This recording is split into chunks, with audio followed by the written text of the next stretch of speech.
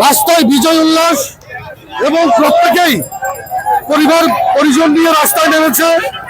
রাস্তায় বিজয়ের উল্লাস এবং এখানে একটি গাড়ি পুড়িয়েছে।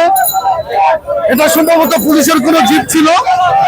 মানুষের যত ক্ষোভ, মানুষের যত ক্ষোভ, মানুষের মনের যত ক্ষোভ, আজকে মানুষ সেটা দেখিয়ে দিয়েছে। বাঙালির মনে প্রচন্ড ক্ষোভ,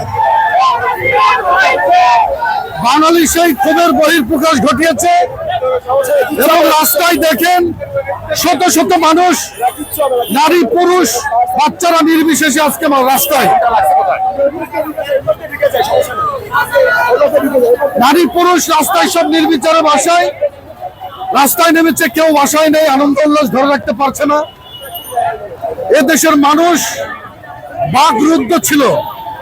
তাদের ভেতরের যত ক্ষোভ, যত জিদ মানুষ আজকে প্রকাশ করছে।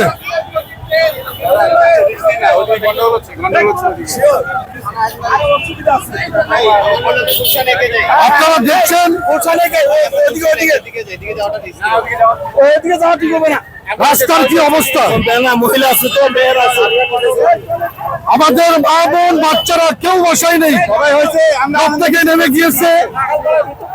কেউ স্থির থাকতে পারে নাই এই বিজয়ে।